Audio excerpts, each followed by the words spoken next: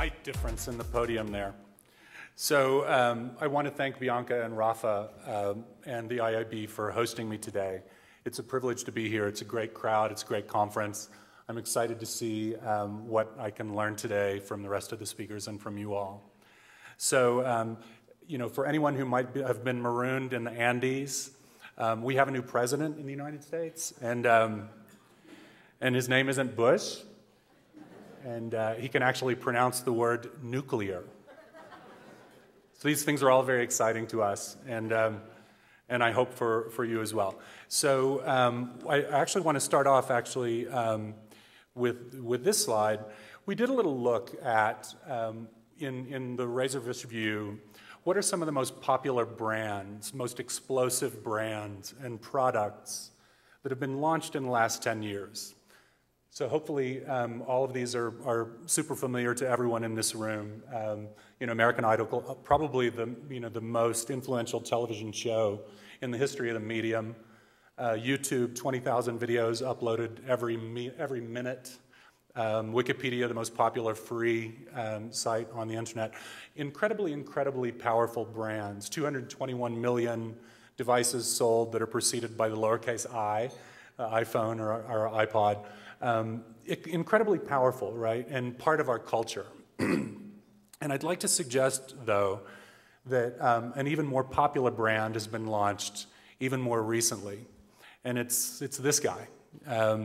This is a brand that has been launched in very powerful and unique ways. And I think you know, he's clearly more than a brand, and for those of us who live in the United States, you know, represents what we hope to be the future of our culture, and that's incredibly more powerful than a brand. And yet, I think that there are things that are baked into the Obama campaign that we can all learn from in this industry, particularly those of us who are as passionate about digital as the people in this room. So I'd like to start with a very short video that's proof of the power of this guy.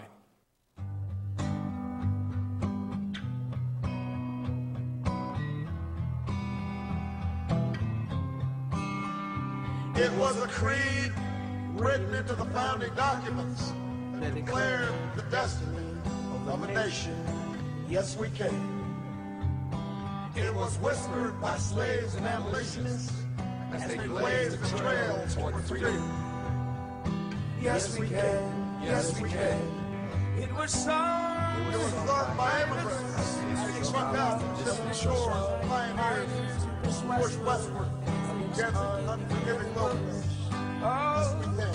Yes, we can. It was the call of workers who organized, women who reached for the ballots, a president who chose the moon as our new frontier, and a king who took us to the mountaintop, pointed the way to the promised land. Yes, we can to justice and equality. Yes, we can. Yes, we can. Yes, we can. Yes, we can. Yes, we can. Yes, we can. Yes, we can. Yes, we can. Yes, we can. Yes, we can. The opportunity. Yes, we can. Yes, we can. Yes, we can. Yes, we can. Yes, we can. Yes, we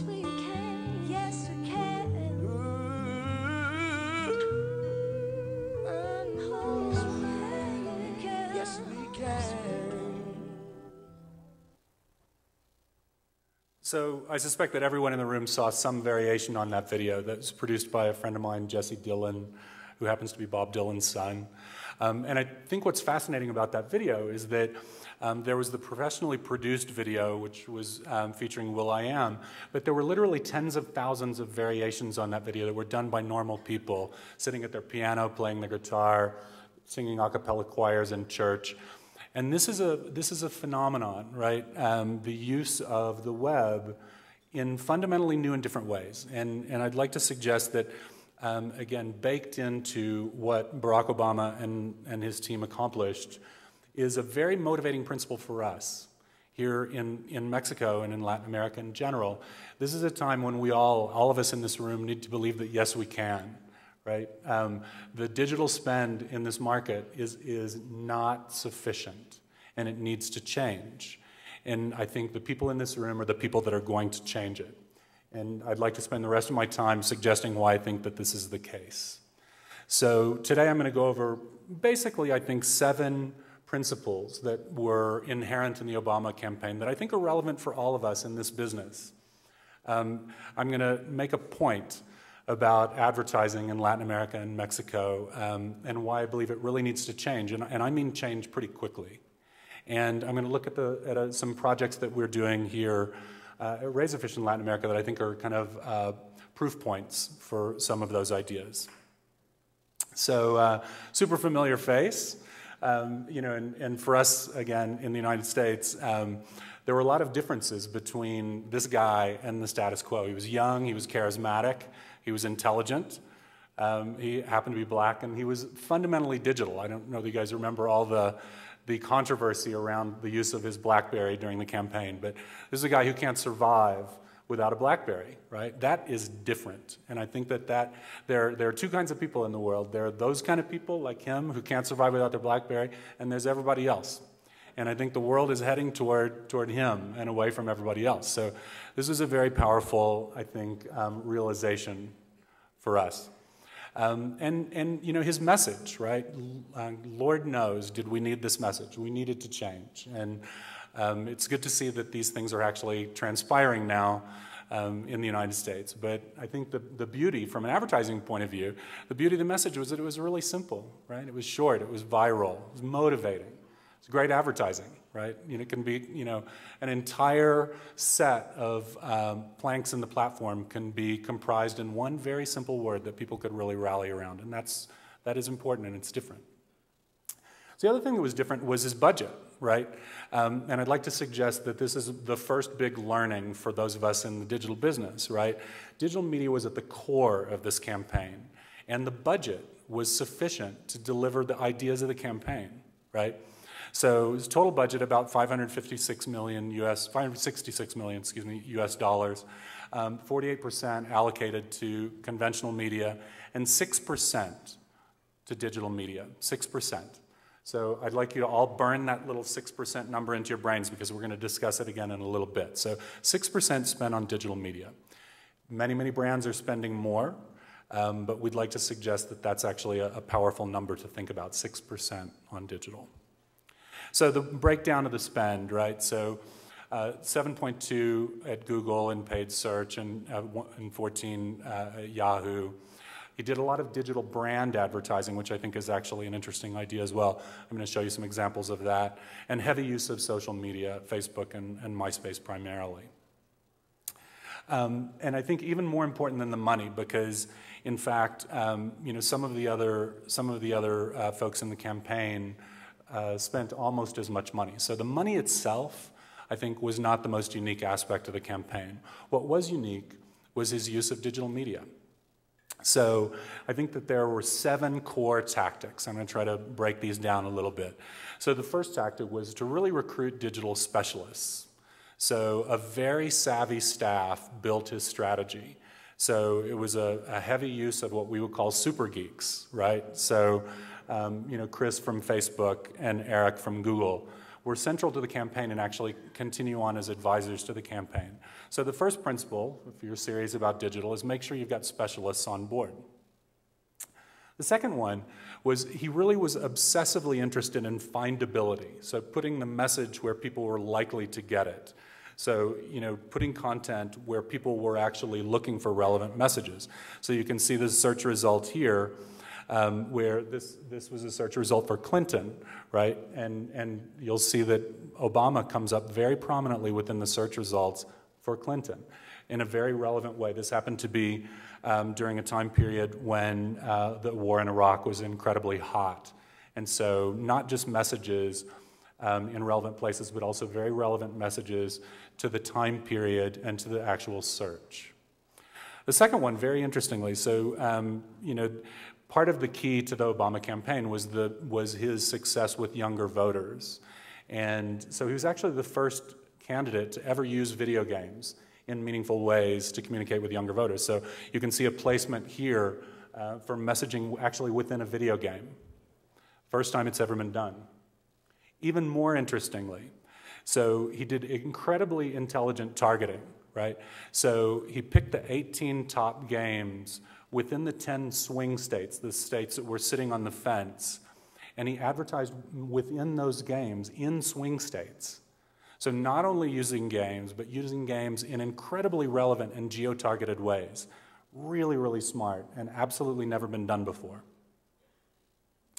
So, we talk a lot at Razorfish about content being pluckable or exportable, and giving away all content for free. Incredibly, incredibly adept use of this principle within the campaign. So almost all content that was published either directly by the campaign or by people that were affiliated with the campaign was designed to be portable. It was designed to be plucked and shared. Incredibly important principle, this issue of findability. So, and as a consequence, not surprisingly, 5 times more blog mentions for Obama than any other candidate.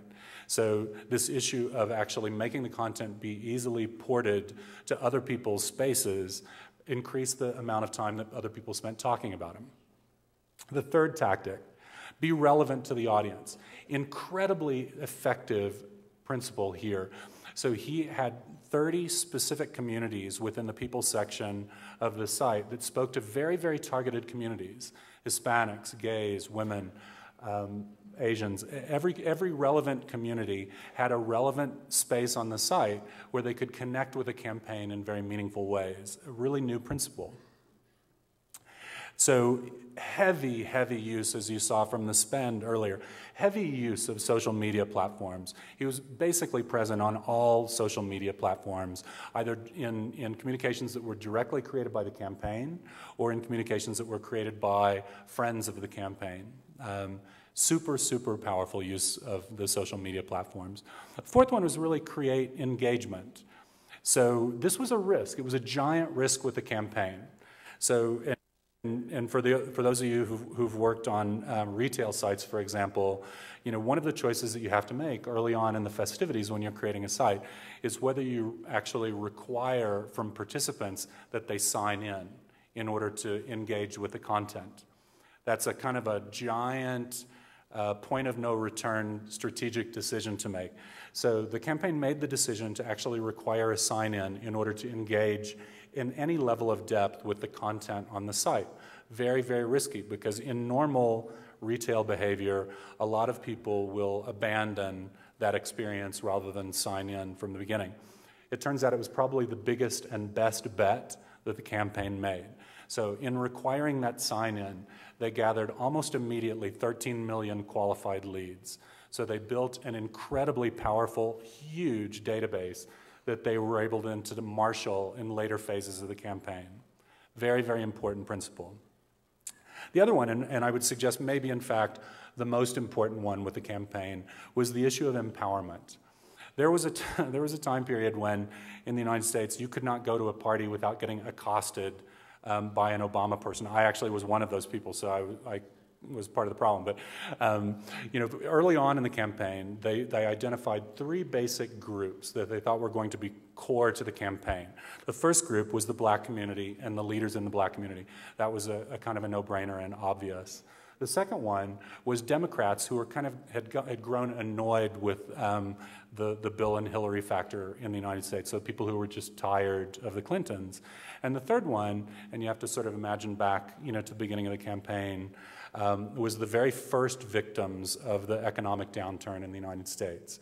So those people were hit earliest and hardest, and they identified those people as people that were going to be extremely receptive to the concept of change. So powerful issue, identify the core. Then the second one was really to get that core to reach out to all their friends, all their social networks, because these were fundamentally digital folks, and begin to chase those people, right? And to create tools and content that empowered those people to create conversations and dialogue around Obama. Really, really powerful. And I'll show you some tools that were used for this in a second. So as I mentioned, there was a time period when there was a kind of a thing called Obama fatigue, where, you know, over the course of a day, you saw an awful lot of messages for Obama and had an awful lot of conversations about Obama. People were very upfront about it. Who are you voting for? You know, why are you voting for him? It was very, very direct in a way that, that I had never actually witnessed in the United States before. People were intensely passionate. And I'm going to roll another video now that'll illustrate the point.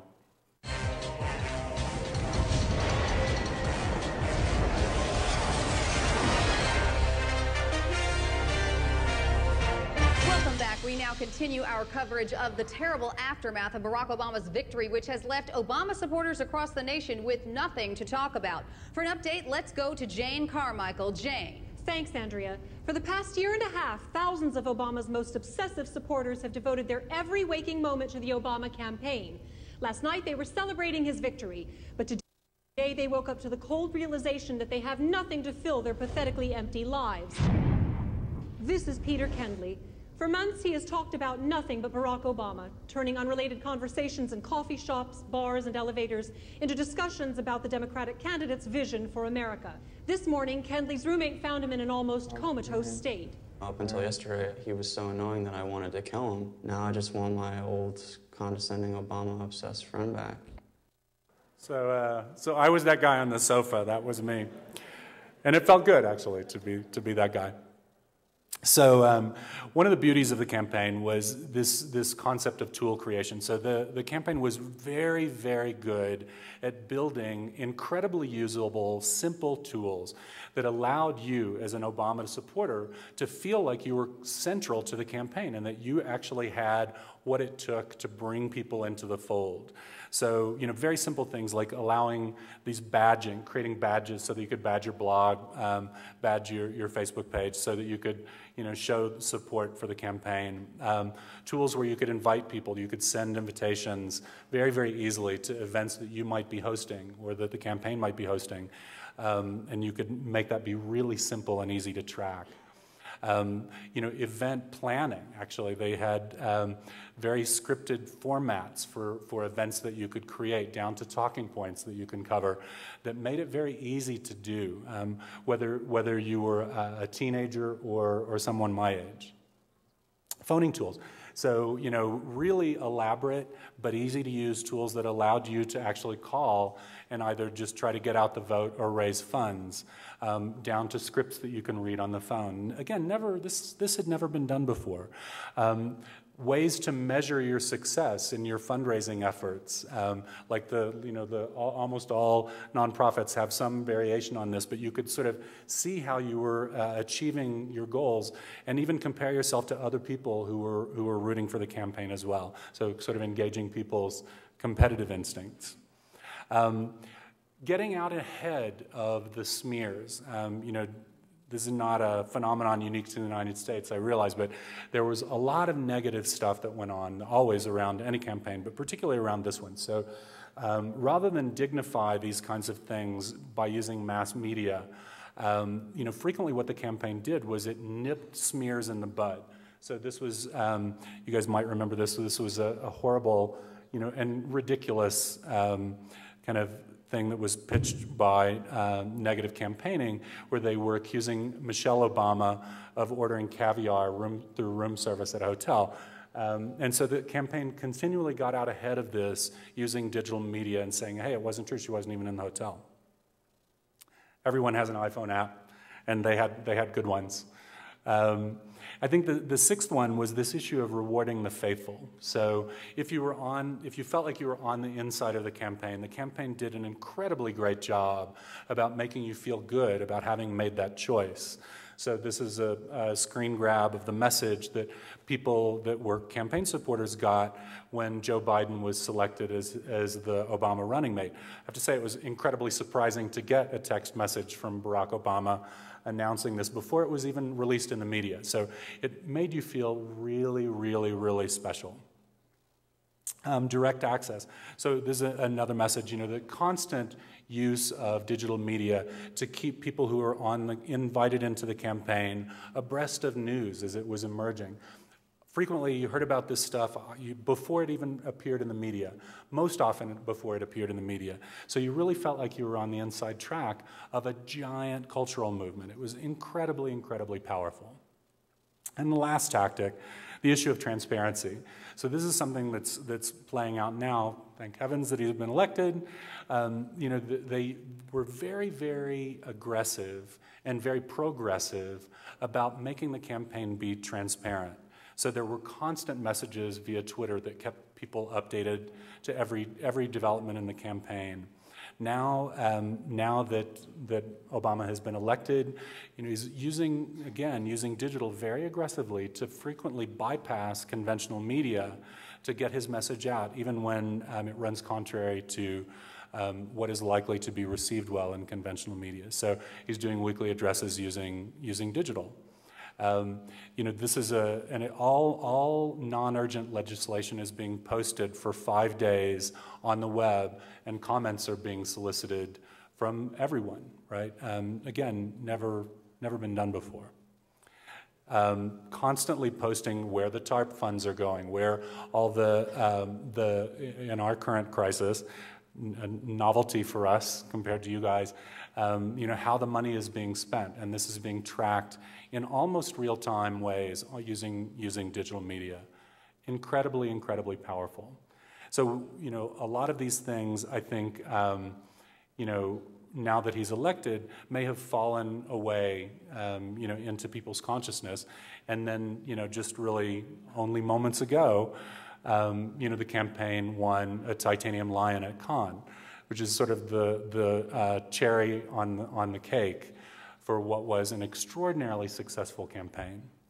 So, I'd like to suggest that this was a big transformational thing, obviously, restoring change to the White House in the United States, and there are some core ideas that are baked in that I think we can all take and use in our day-to-day lives, and that are relevant for us in this advertising business, right?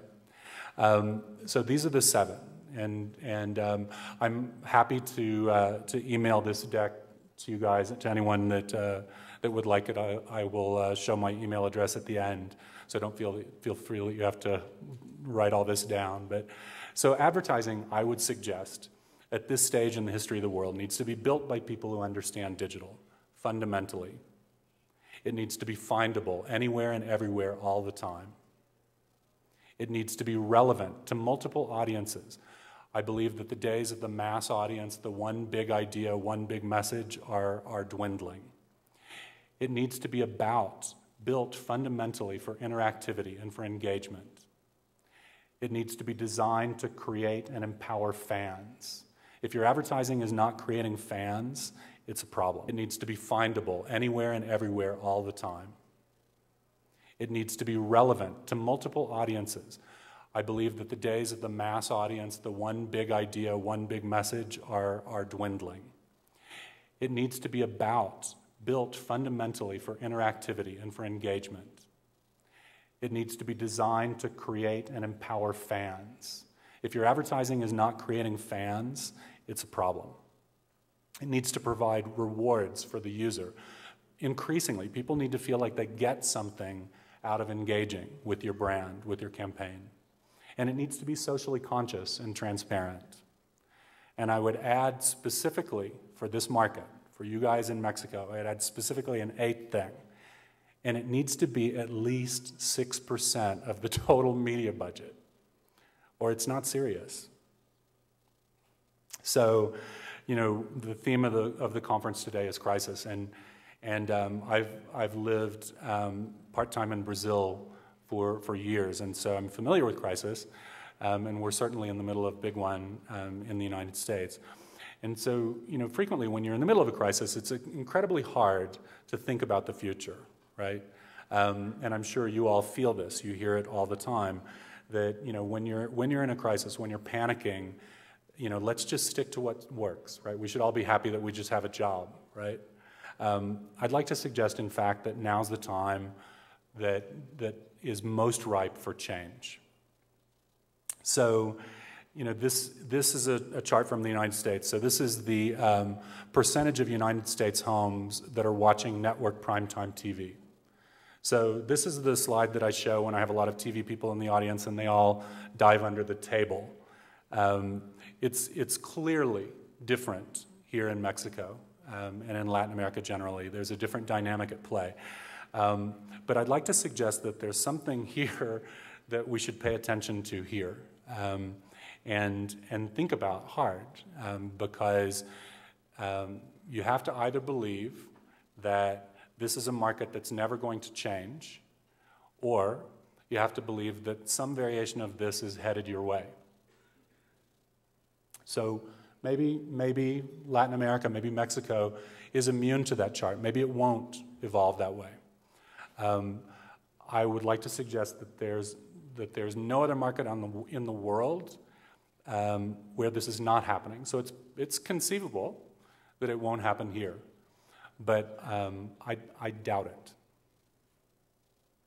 So I'm going to make a bet that based on what we know, based on all of Razorfish's studies over the course of the last year and a half, based on our work here in Latin America, that this is a market that is poised for unprecedented growth. I would predict that in the next year to 2 years, this is a market that's going to explode digitally, and that there's very good reason to believe that this is going to happen. And I would like to further suggest that it's not going to happen without the people in this room. That this is the most elite digital audience in Mexico. And without you guys being passionate about pushing clients, pushing brands, pushing your agencies toward digital, it's not going to happen. And it needs to happen. There's a lot of reason to believe that it's going to happen, right? As you heard earlier today already, this is one of the most advanced digital markets on the planet. Wired household penetration is outpacing all other emerging markets. Razorfish operates all over the world, and there's nothing like what's going on here in Latin America. It's the most hyper-digital, we believe, the most hyper-digital culture on the planet right now. Highest reach in social networks, highest reach in digital communications. It's the most advanced digital population on Earth, we think. But there's this problem, right? It's the 4% problem or the 2% problem, wherever you'd like to put that number. It's not a good number. The digital budgets here need to be bigger relative to the way that human beings are behaving in their day-to-day life. There's a disconnect between the way that human beings are behaving, their passion for digital, their passion for social networks, and brands' lack of support for that behavior. So Razorfish has done a study over the course of the last year where we looked across the world. We looked at every media type and every country with a focus on Latin America to try to understand this disconnect between this incredibly passionate digital culture and these little bitty budgets. So we're going to look now at 2 studies that begin in 2001 and go to the present. And you'll have to kind of pay attention, unfortunately, to the lower left. Oh, I'm sorry, this one, it's the lower right. So what you'll see here is Mexico in the bright red bar. So this is 2001. What you'll see on the x-axis is media type, so print, television, radio, out-of-home, and internet on the far right. And on the left is the share as a % of total spend. So watch what happens. Again, pay attention to the lower right. Also, you might watch the television. 2002, 2003, not so much change. Still not so much change. A little blip. Another little blip in 2006. Another little blip in 2007.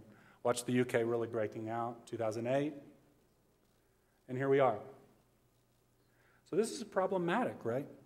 Relative to people's behavior, right? Relative to people's usage of digital media, the budgets are crazy. And the television budgets are crazy.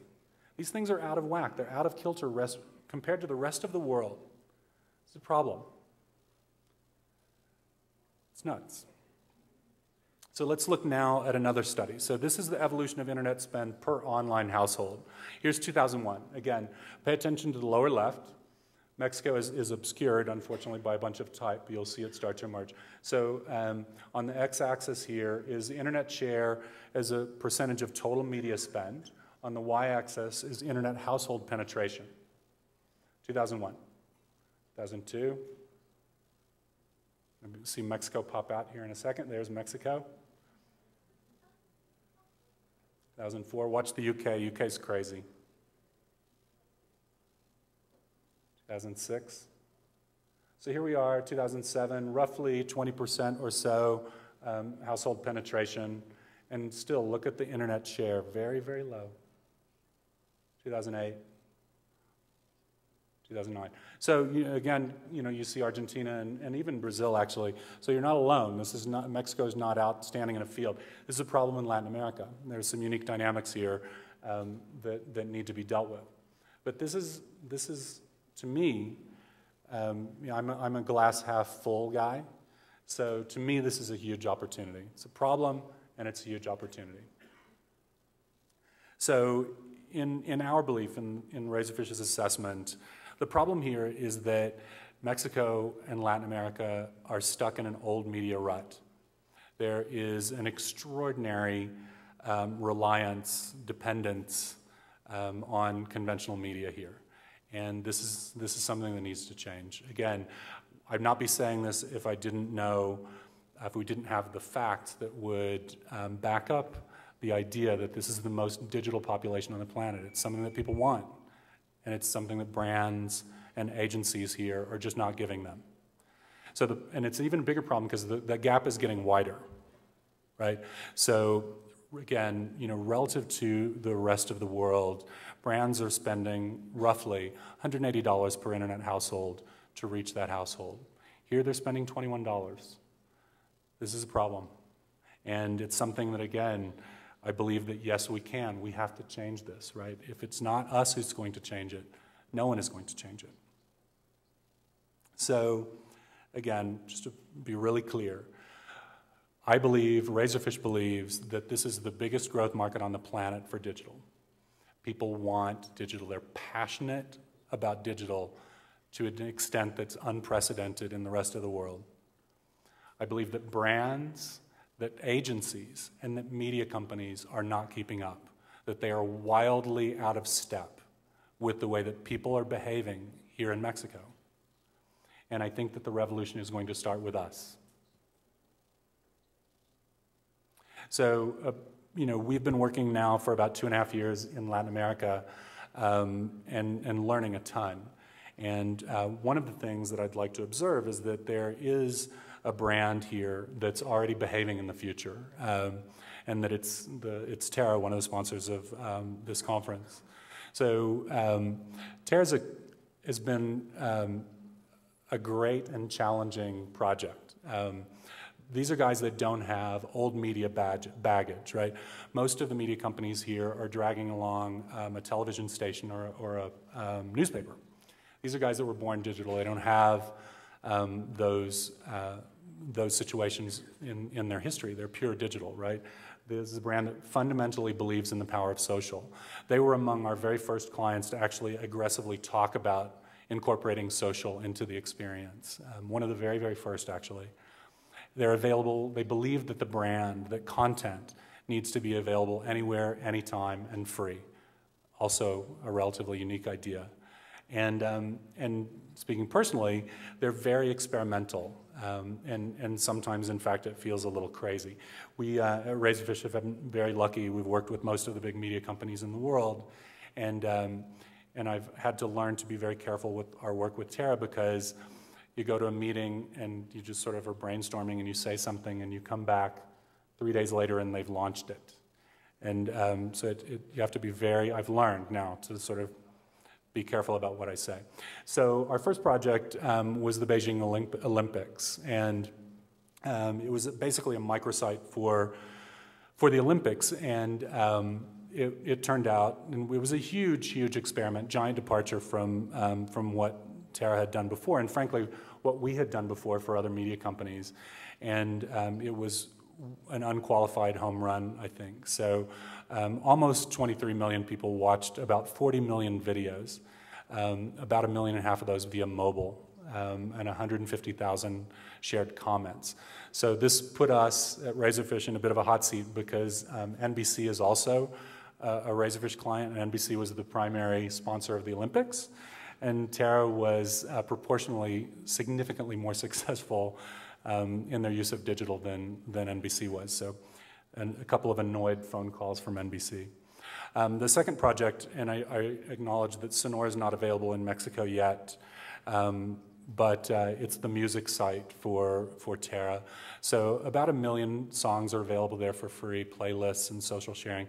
And people are spending on average about 90 minutes per session. So in the United States, you know, we will kick and fight and scream to get people to spend 6 minutes with a site.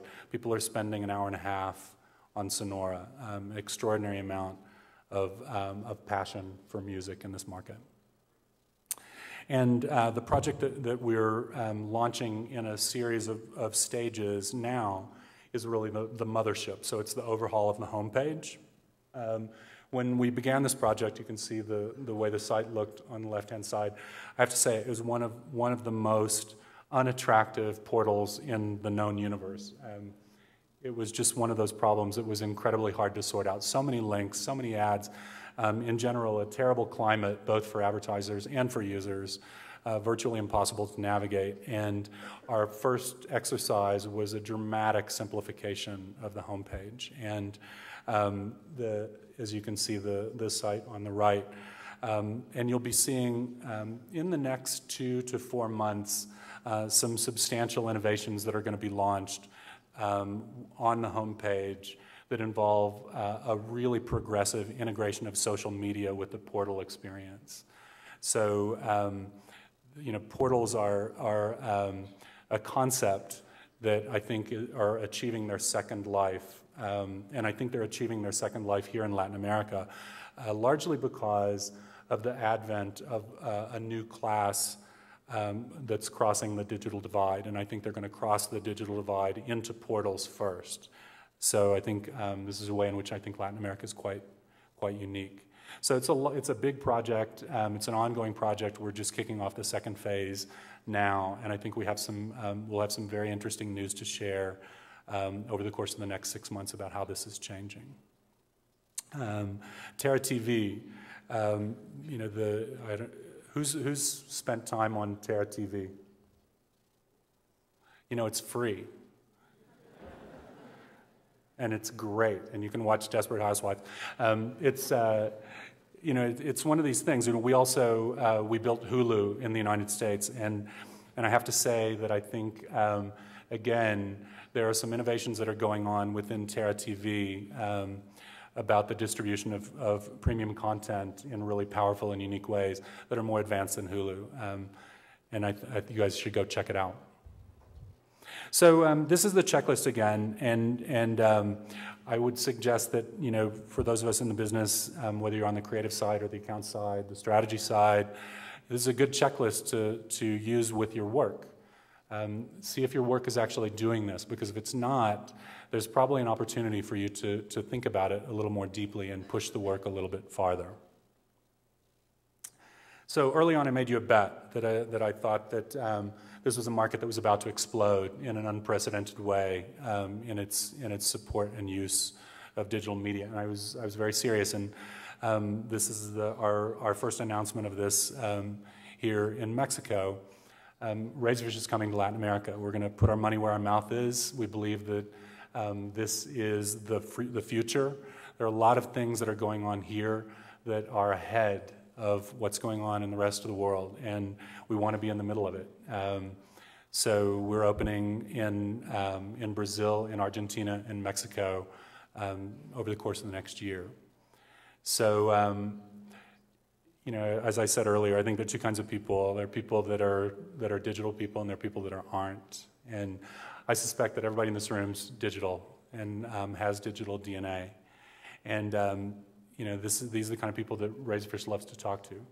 So this is my email address. you know, if you have questions, comments, if you'd like to call bullshit on anything that I've said today, if you'd like a copy of the deck, please write to me.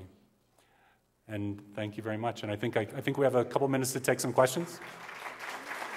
Thank you, guys. Vamos a hacer la dinámica, se las voy a explicar en esta ocasión, las demás van a ser todas iguales.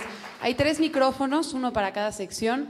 Si tienen una duda, por favor, acérquense al micrófono, la gente que está vestida de roja les va a ayudar, a los micrófonos que están ahí, para que no hagamos todo un desastre aquí con los micrófonos entre la gente. Entonces, por favor, párense, vayan ahí están iluminados los lugares, y para coordinar las preguntas.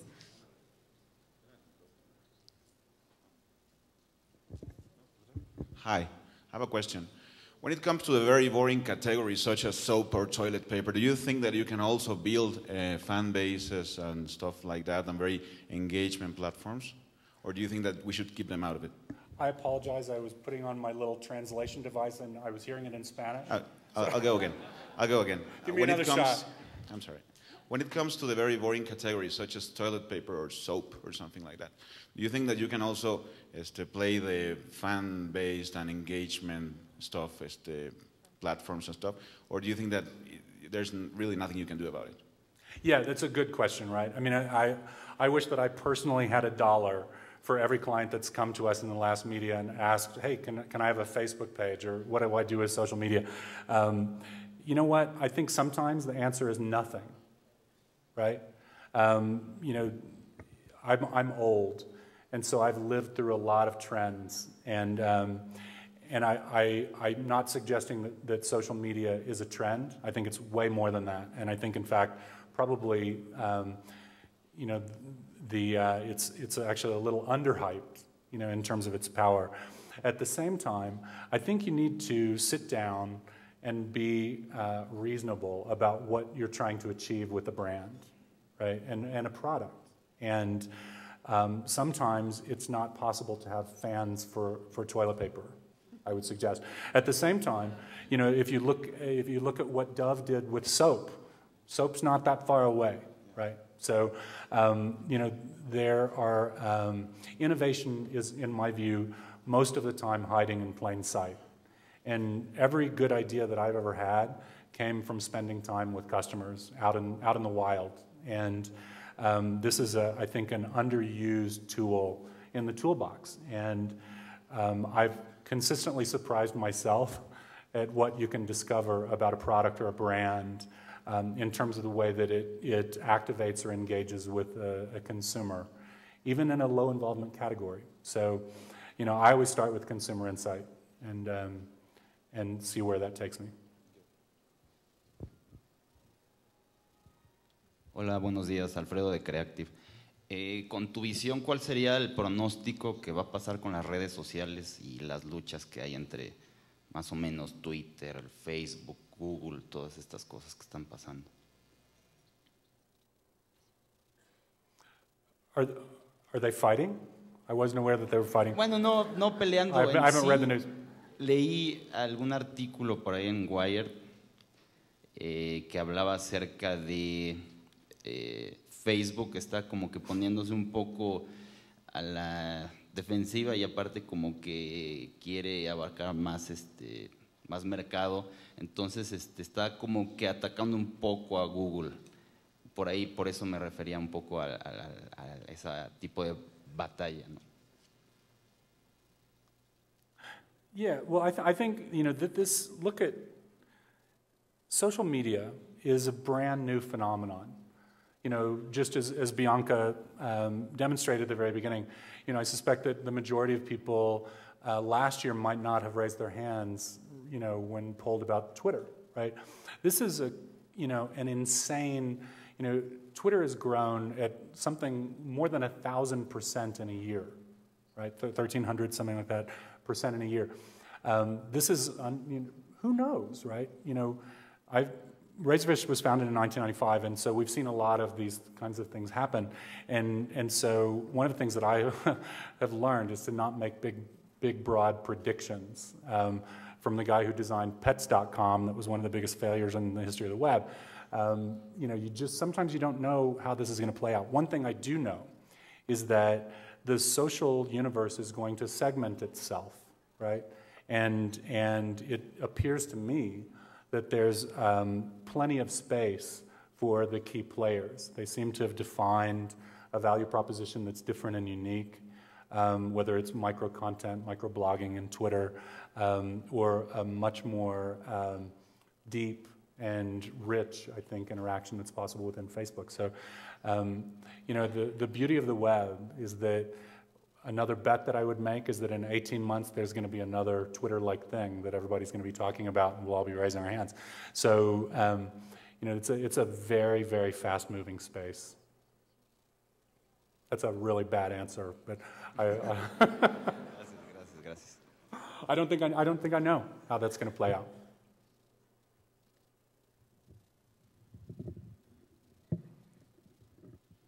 In Mexico, the media brokers, how willing are they to go from TV to digital when they recommend to their clients? You know, in the end, when you say, okay, there's this big gap between what the consumers are doing, what the brands would really want, and what the media centers are actually recommending to their clients.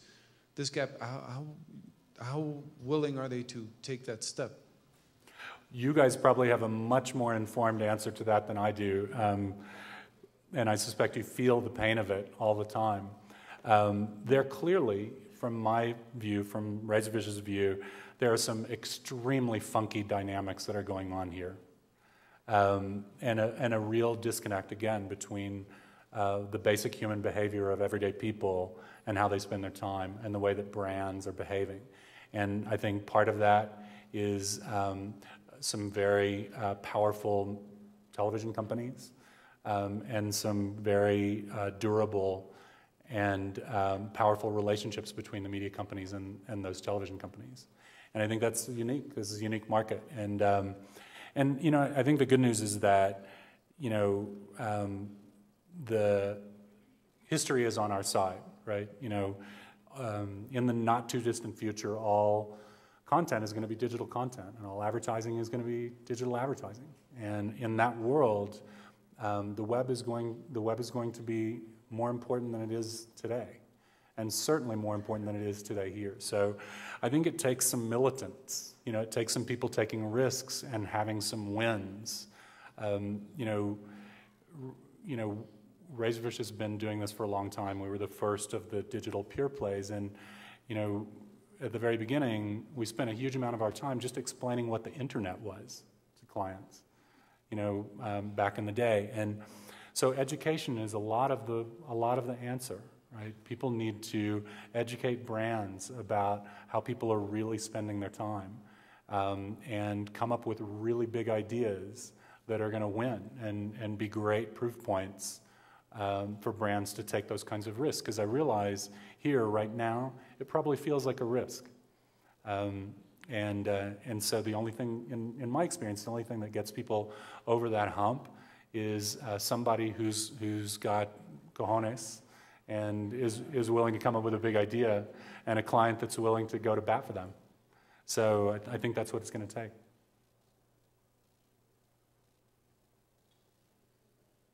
¿No tenemos ninguna otra pregunta? Sí, hay una más de este lado. Esta ya es la última pregunta para esta sesión.